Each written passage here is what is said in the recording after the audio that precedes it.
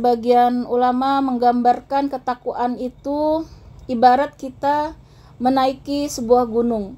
Nah, bagi kita yang masih berada di kaki gunung ya, belum sampai ke puncaknya, maka kita tidak akan merasakan ya nikmatnya takwa. Nah, jadi orang-orang yang ada di atas puncak gunung itu kan akan beda ya dengan orang-orang yang di kaki gunung yang belum sampai ya ke puncak. Begitu juga derajat takwa. Bagi yang masih belum ya mencapai tingkat yang tinggi ya ketakwaannya, maka tidak akan merasakan ya. Di sini ada 4 indikator yang akan dirasakan ya oleh orang-orang yang sudah mencapai ya puncak ketakwaan. Jadi ibaratnya sudah berada ya di atas gunung yang sangat indah. Nah, dibayangkan kalau orang yang di atas gunung itu akan melihat pemandangan yang sangat indah ya, yang tidak bisa dirasakan oleh orang-orang yang ada di bawah kaki gunung ya. Nah, begitu juga ketakwaan itu akan berbeda-beda ya, tergantung derajat dia ya di sisi Allah, ketakwaannya setinggi apa ya, apakah masih di tengah perjalanan ya, ataukah sudah sampai mendekati puncak, atau bahkan mungkin masih di kaki gunung ya, tidak naik-naik. Nah, ada juga mungkin yang sudah naik melorot lagi jatuh ya. Nah, begitulah ketakwaan kita ya manusia. Kalau kita terus ya tanpa putus asa, tetap semangat ya untuk istiqomah, maka disitulah ya nikmatnya ya nanti akan sampai ya ke puncak ketakwaan. Tapi bagi orang-orang yang tidak mau ya, tidak mau mendaki ya, tidak mau bersusah-susah ya dalam ketaatan ya, tidak mau menjauhi kemaksiatan, maka ya seperti tadi ya, hanya berada di kaki gunung, tidak akan sampai-sampai ya kepada nikmatnya takwa. Nah, di sini Ali bin Abi Thalib menyampaikan ada 4 ya indikator orang-orang yang sudah sampai ya tadi di puncak ketakwaan.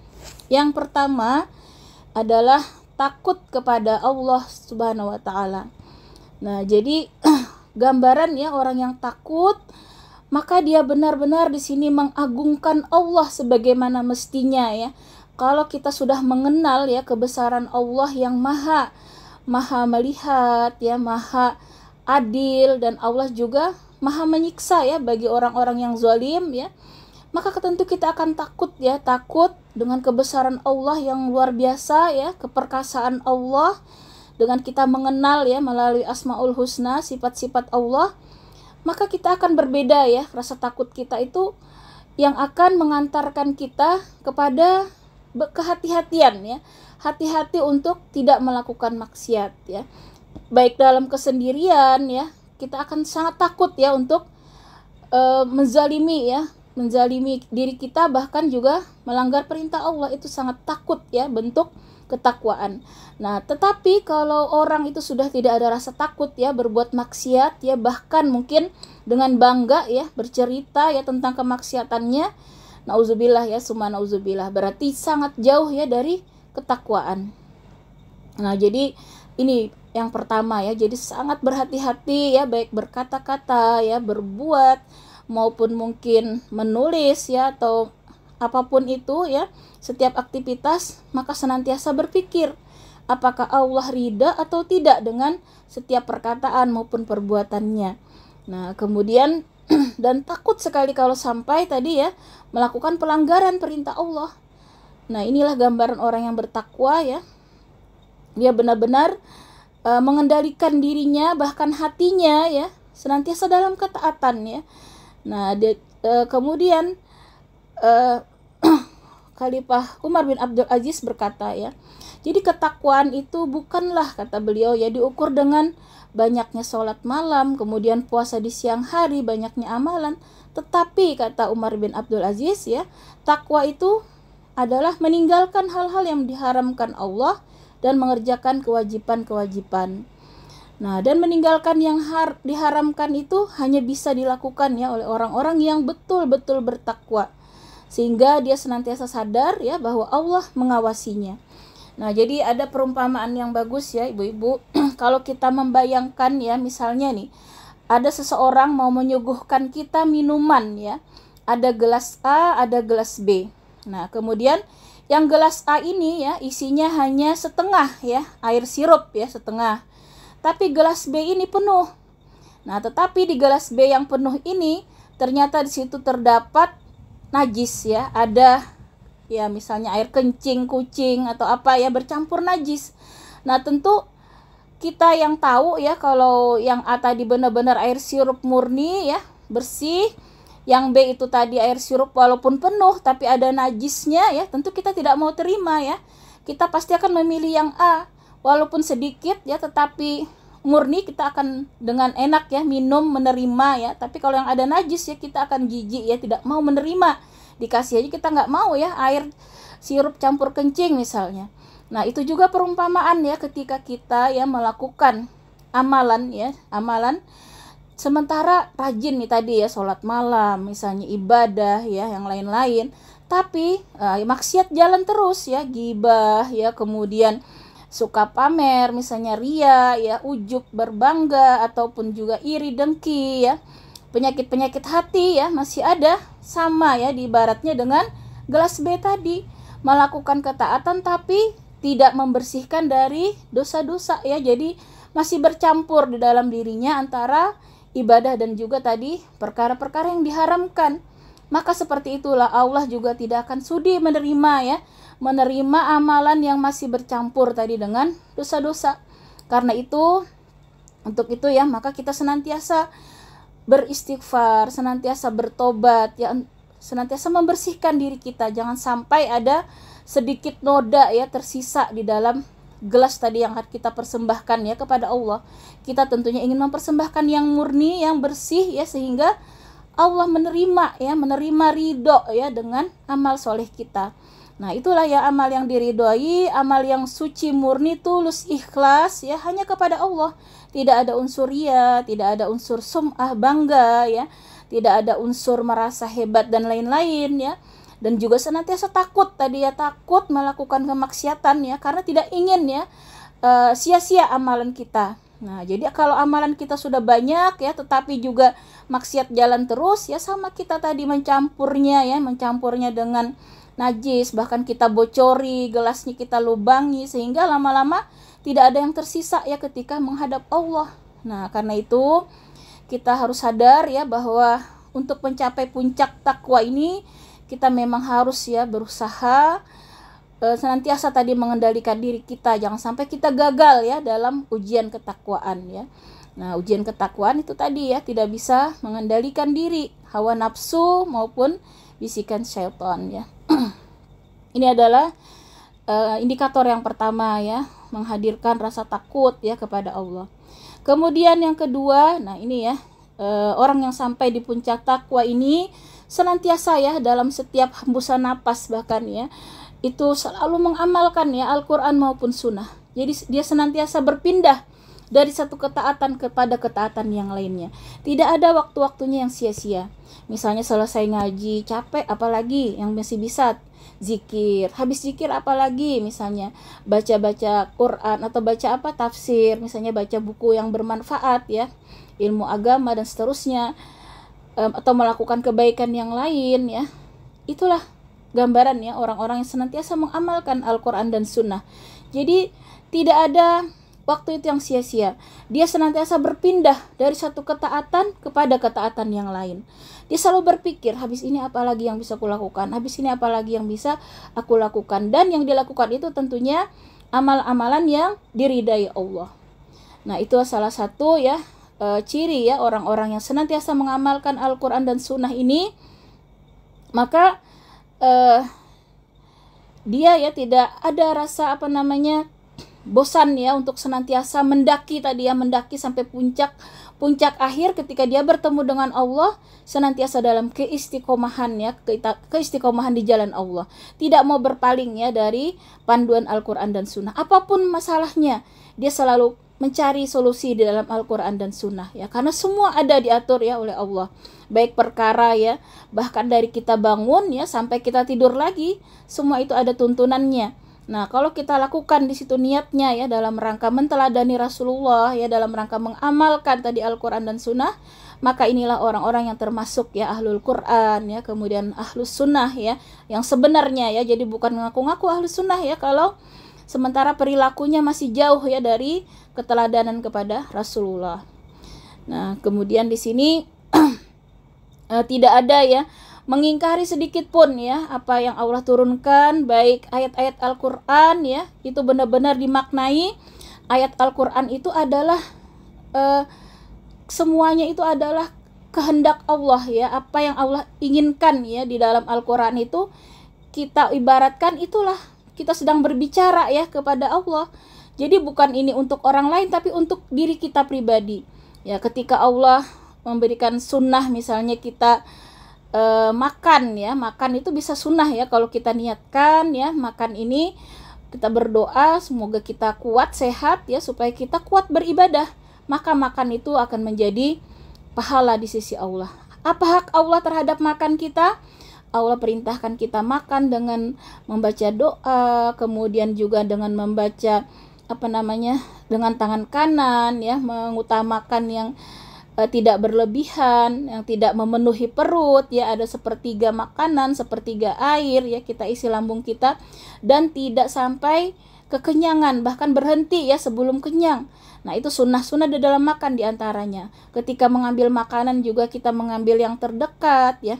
Itulah yang Allah inginkan ya dari makan. Ada yang hal-hal yang bisa mendatangkan pahala yang keutamaan luar biasa. Jadi setiap ya aktivitas kita ya, ketika berkata-kata apa yang Allah inginkan, berkata baik atau diam kata Allah ya melalui hadis Rasul. Jadi mengamalkan Al-Quran dan Sunnah ini benar-benar ya dalam setiap hembusan napas kita ya, setiap aktivitas kita, perkataan, perbuatan, bahkan hati kita. Kita senantiasa berpikir, kalau kita berpikir tentang ini di sisi Allah, Allah ridha atau tidak. Nah, kalau kita misalnya berkata tentang ini, Allah ridha atau tidak. Jadi senantiasa hati-hati sekali ya dalam melakukan setiap aktivitas.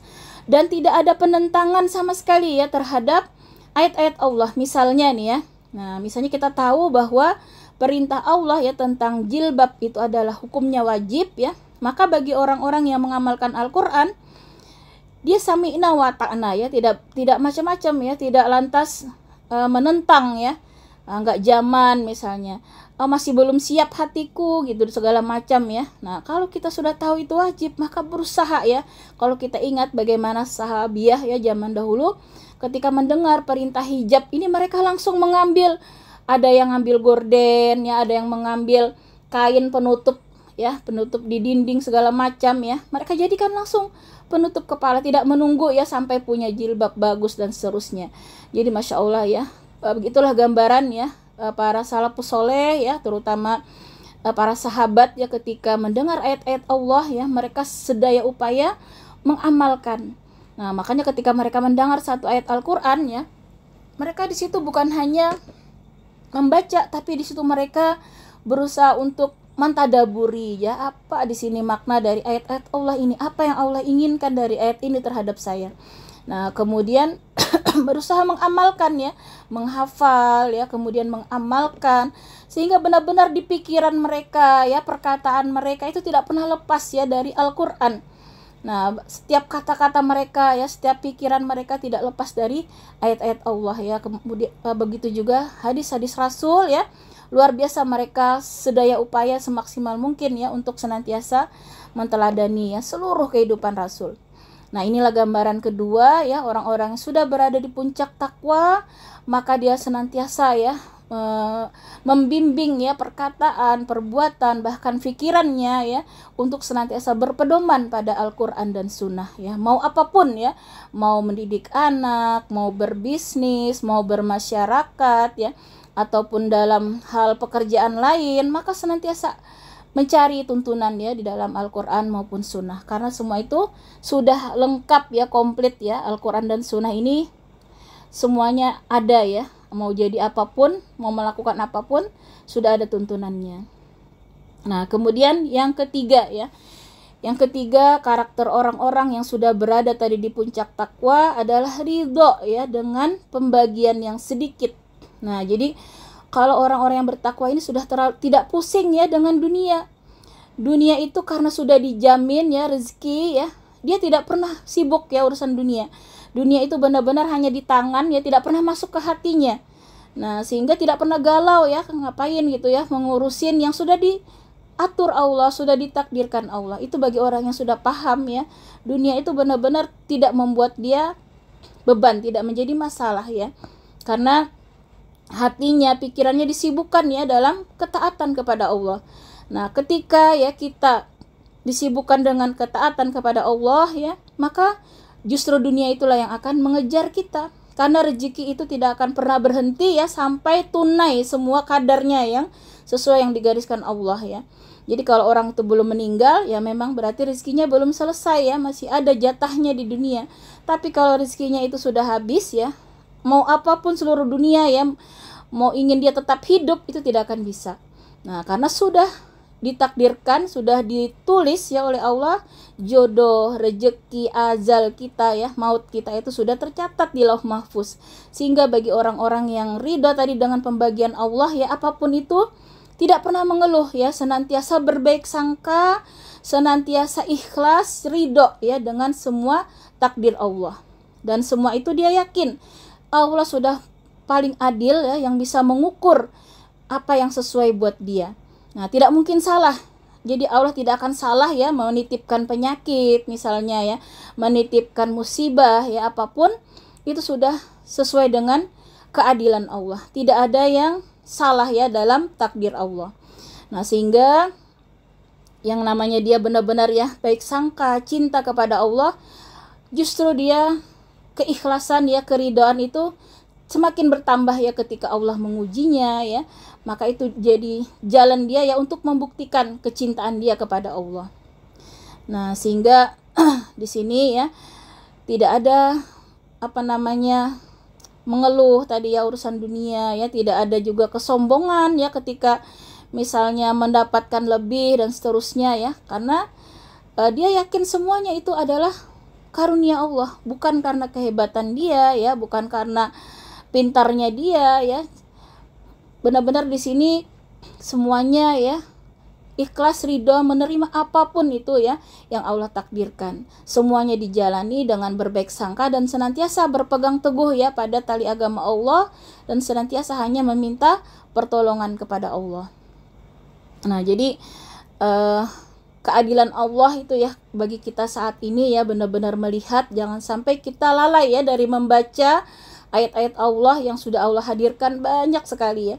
Termasuk kita jangan pernah lupa juga ya mendoakan senantiasa saudara kita ya yang di Palestina ya, mereka diuji ya dengan takdir yang seperti itu ya.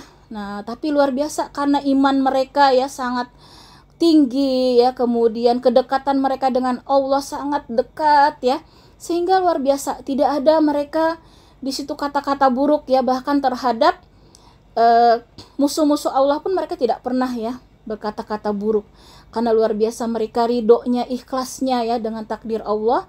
Dan Masya Allah ya, mereka itu terpilih ya mendapatkan anugerah yang paling tinggi ya, kematian syahid ya. Di zaman ini mereka bisa tergolong orang-orang yang syahid ya, orang-orang yang langsung tidak melalui alam barzah dan lain-lain, Masya Allah ya, tidak melalui nanti padang mahsyar, mereka lewat semua. Jadi mereka yang mati syahid ya langsung ke taman-taman surga saat ini ya. Ruh-ruh mereka ada di burung-burung surga, sedang menikmati ya makan makanan surga, Masya Allah. Jadi jangan dikira ya mereka itu kita merasa lebih baik ya. Justru bisa jadi kita yang hari ini ya yang harus waspada ya dengan akhir hidup kita. Kalau mereka yang mati syahid ya, dan mereka dalam ketaatan ya, apalagi mereka dalam membela agama Allah, Masya Allah ya, luar biasa tinggi derajatnya di sisi Allah. Dan hari ini kita melihat ya bagaimana musuh-musuh Allah dengan mudahnya ya Allah hancurkan ya. Baru beberapa hari yang lalu kita melihat ya bagaimana Donald Trump itu ya setelah kembali ya menjadi presiden Amerika Serikat, dia mengatakan bahwa dia akan menjadikan neraka ya Palestina itu, Gaza dia akan jadikan neraka. Sehari sesudahnya langsung Allah kirim ya neraka di California, Las Vegas ya. Saat ini luar biasa ya kerusakan ya yang bahkan melebihi ya hancurnya Palestina, kurang lebih ya kalau kita lihat dari satelit itu ya betapa kehancuran ya. Dan sampai saat ini api juga belum sepenuhnya padam ya, dan terus berkobar ya seperti neraka benar ya Allah tunjukkan yang dia omongkan langsung ya, besoknya sehari ya setelah dia menyatakan dengan kesombongannya ya menjadikan Palestina neraka, justru Allah yang kirim neraka ya ke Amerika ya. Khususnya kita lihat ya kita tetap ya di sini berduka ya bagi orang-orang yang terdampak, tetapi itu juga ya kita belajar ya pelajaran ya, jangan pernah kita sombong ya, kemudian seakan-akan ya berkuasa ya, lupa dengan yang maha kuasa ya. Nah, ini pelajaran bagi kita untuk melihat langsung, sudah Allah langsung tunjukkan ya ayat-ayat Allah ya. Kalau kita lihat ya, Masya Allah ya, luar biasa kekuasaan Allah. Mereka masih bingung itu dari mana ya api dalam sekejap ya bisa membakar habis ya, membuat neraka tadi dalam wilayah yang sangat besar ya, itu tiada lain ya kuasa Allah ya. Walau alam ya, bahkan ada yang merekam katanya ada melihat seperti bola api yang datang dari langit ya, yang membakar tadi ya hutan-hutan di sana, yang akhirnya juga merambat ke pemukiman ya, pemukiman elit dan seterusnya. Walau alam, yang jelas kita percaya ya, karena Allah Maha Adil ya, Allah tidak pernah tidur ya, Allah senantiasa melihat, dan Allah juga melihat kita umat Islam. Jangan sampai kita lalai ya untuk terus mendukung dan mendoakan. Jangan sampai kita kendor ya untuk terus boikot ya produk-produk yang terus mensupport orang-orang kafir ya, membeli senjata, membunuh saudara-saudara kita ya. Makanya jangan kendor kita ya, mau mereka promosi seperti apapun ya, kita tetap boikot ya dalam rangka menunjukkan bahwa kita ikut berjuang ya. Jangan sampai kita meninggal dalam keberpihakan kepada orang-orang kafir ya. Kemudian doa setiap hari, setiap saat kita titipkan ya untuk saudara kita ya.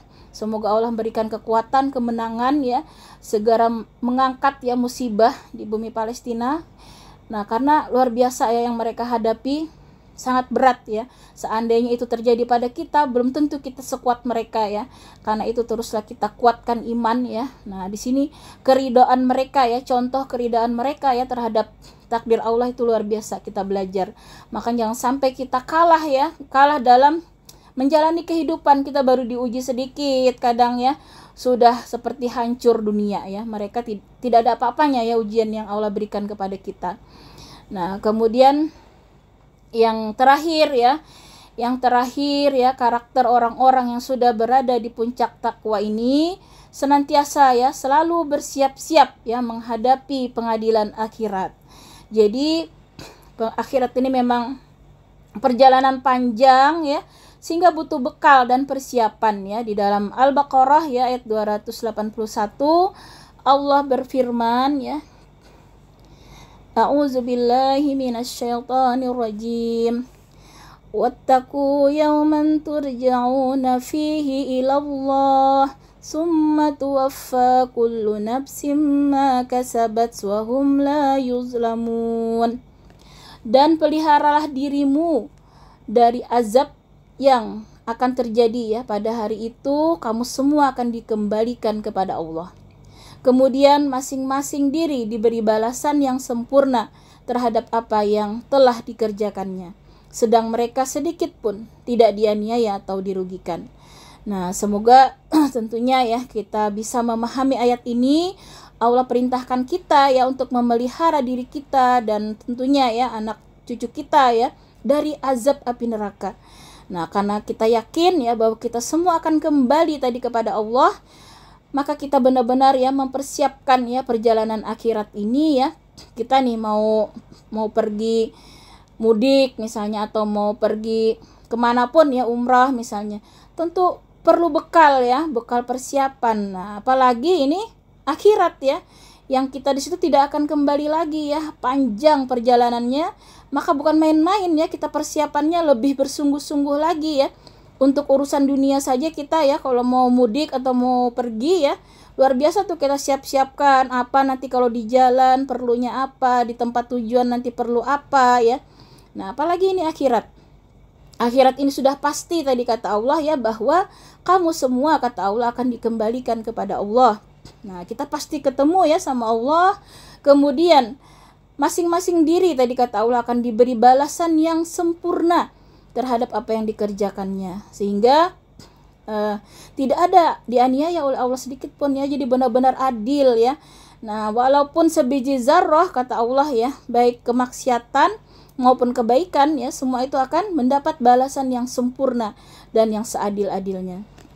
Nah, jadi senantiasa kita ingat kematian ya, ketika kita melihat atau mendengar ada yang meninggal ya, justru yang lebih kita ketuk lagi adalah hati kita ya, untuk menyadarkan kita juga akan menyusul ya, kita seperti apa akhirnya nanti. Disitulah kita perlu mempersiapkan ya. Kalau kita sehari-hari terbiasa banyak baca Quran ya, maka insya Allah akhir kita pun nanti dalam kondisi baca Quran. Kalau kita ahli sujud ya, ahli sholat, insya Allah ya akhir kita pun dalam sholat ya. Seperti apa kita mau berakhir, maka jadilah kita orang-orang yang ahli di bidang itu tadi ya, ahli Al-Quran ya, ahli sholat, ahli zikir ya. Allah akan memanggil kita ya, menurut tadi kebiasaan kita. Nah, kalau kita di dunia biasanya banyak dengerin musik misalnya, atau melakukan hal-hal yang sia-sia ya, bisa jadi akhir kita saat melakukan kesia-siaan. Nauzubillah ya, summa nauzubillah. Karena itu tadi dari 4 hal ini ya, kita masing-masing ya introspeksi diri kita, sudahkah kita tadi ya punya perasaan takut ya kepada Allah, sehingga kita tidak hati-hati ya, mata kita, telinga kita, kata-kata kita ya, perkataan, perbuatan ya, untuk tidak ya melanggar aturan-aturan Allah.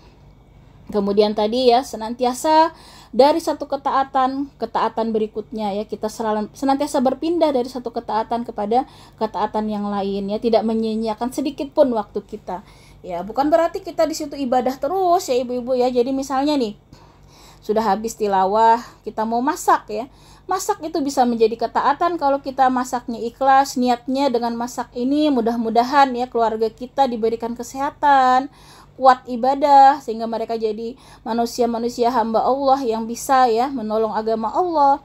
Maka Masya Allah ya, masak kita berjam-jam itu pahalanya sangat besar ya. Bahkan ya ibu-ibu itu ya, ketika zaman sahabiah ya, sahabat-sahabat perempuan ya di zaman Rasul itu protes ya, mereka pengen gitu ya mendapatkan pahala seperti kaum laki-laki yang mati syahid ya. Maka kata Rasul, jihad perempuan itu ya di rumahnya ya, bagaimana dia mendidik anaknya dengan senantiasa berpedoman pada Al-Quran dan Sunnah ya, melayani suaminya ya, kemudian dia berkhidmat ya sungguh-sungguh ya, menjadi ibu, menjadi istri, menjadi anggota masyarakat ya, yang senantiasa berpedoman pada Al-Quran dan Sunnah. Maka disitulah jihad wanita ya. Wanita itu tidak diperintahkan sampai dan perang ya. Bahkan ketika berperang pun ya, wanita itu biasanya ya tinggal ya di, seperti dulu kita ingat mereka tetap di Madinah ya, hanya beberapa orang yang ahli, mungkin perawat lah kalau kita sekarang, dokter ya, yang bisa membantu mengobati yang sakit-sakit itu ada beberapa di garis belakang ya untuk membantu perjuangan ya. Tetapi selebihnya wanita itu memang di rumah ya, bagaimana bisa tadi ya menjaga dirinya dan juga keluarganya supaya mudah-mudahan ya menjadi ahli surga ya.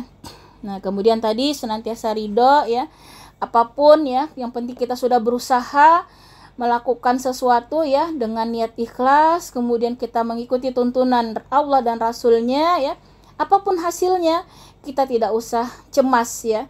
Kita serahkan tawakal ya, ketika kita sudah melakukan berusaha yang terbaik dengan niat ikhlas, kemudian juga berpedoman ya pada Al-Quran Sunnah, maka apapun takdir Allah kita jalani dengan ikhlas ya. Maka disitulah sampai ya kepada derajat takwa. Dan terakhir tadi, senantiasa mengingat kematian dan mempersiapkannya ya. Jadi kita jaga betul ya amalan-amalan kita ya, kita program hari-hari kita, waktu-waktu kita lakukan ya amal-amalan yang menjadi bekal kita ya, perjalanan panjang tadi menuju akhirat ya, sehingga kita lakukan semaksimal mungkin yang terbaik dan juga menjauhi hal-hal yang bisa ya merusak ya ibadah kita selama ini, yaitu dosa-dosa dan kemaksiatan ya. Walau alam bisawab, demikian ya materi kita singkat saja hari ini ya. Karakter takwa ini jadi diibaratkan tadi ya seperti kita mendaki sebuah gunung ya. Maka jangan pernah kita putus asa, teruslah kita mendaki ya dengan senantiasa memohon ya pertolongan dari Allah, jangan sampai kita turun ya.